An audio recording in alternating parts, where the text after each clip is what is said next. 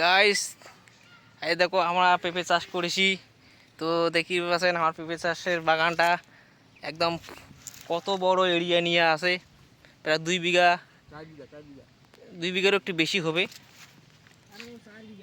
হ্যাঁ, তো ওই তোমরা দেখতে পাচ্ছেন আমার পেঁপে মোটামুটি 1 কমরের মতো হয়ে গেছে। তো আমরা এখন মানে পুরা এখানে কাজ চলেছে পেঁপে বাগানত। এই যে পেঁপে বাগানটা পুরা তোমার এরিয়াটা দেখাছো। তোমরা যদি কাউ এটা ভিডিও মানে আসি চান্দান তাহলে ভিডিও মানে পারেন, চাপ নাই। আর কাউকে যদি পেঁপে নাগে তাহলে আসে নিগান কে বলি যোগাযোগ করবেন মোর সাথে। এই যে পদ্ধতিটা একদম নতুন পদ্ধতিতে পেঁপে চাষ করা হচ্ছে আমার এটা।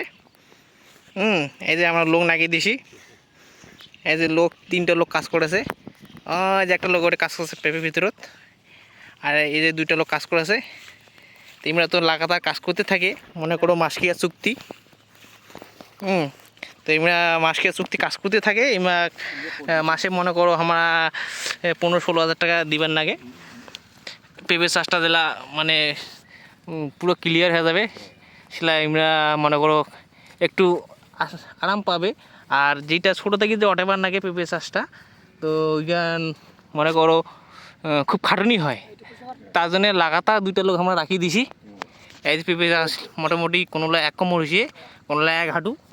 আর ওই যে দেখি পাচ্ছেন ওই পেঁপে কেন গোটা কেন মানে করো ফল ধরি গেছে, আগা বাঁচা হয়েছে। তো তার জন্য একটু ফল ধরিছে, আর এটা হলো ফল ধরো। এই যে এমনি কাজ করছে, এমনি কিছু কবি পদ্ধতি আমরা জানি। কোনো পেঁপে বাগান লাগালে আমাকে একটু ফলো করবেন, এই নাম্বারে ফোন করবে, হ্যাঁ আমরা যে লাগাই দিব। হ্যাঁ,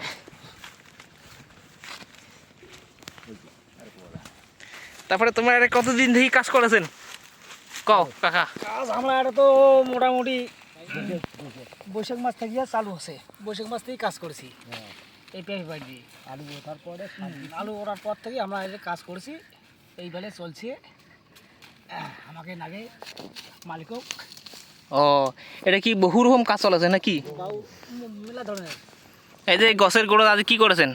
আজ এই গোড়গুলা করে নেকা আছে, আর এই যে পাতগুলা করিয়া সিঁড়ি দিয়েছেন? এই যে মোটামুটি সিঁড়ি দিতে হবে।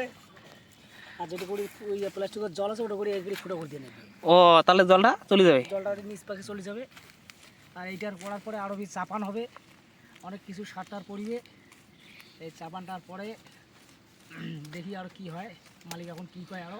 আচ্ছা, মুই দেখাছো ওই যে ওপাকের যে পেঁপে কান আছে ওই সাইডটা, উষা সাইডটা, ওই যে পেঁপে গাছগুলো বড় বড় হয়েছে কিন্তু ফলও ধরেছে। এটা কেন ফল ধরে নেই? এলে একটু মনে করে আগত গাছে একটু জল বেশি পাইছে, তো বৃষ্টিটা দিয়ে বেশি পাইছে।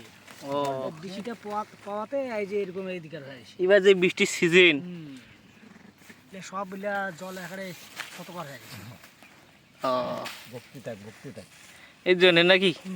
তাহলে তোমরা কাজ করতে থাকো, আর যেলা পেঁপেটা ফলিবে সেটা আরো একটা নয়া করে ভিডিও দেওয়া যাবে নাকি? আচ্ছা ঠিক আছে। হ্যাঁ, আর এইগুলা পেঁপে মনে করো সাইজ কত বড় হতে হয় তাও একটা? 2.5 কেজি, 3 কেজি 3 কেজি এরকম করে আসে সাইজটা।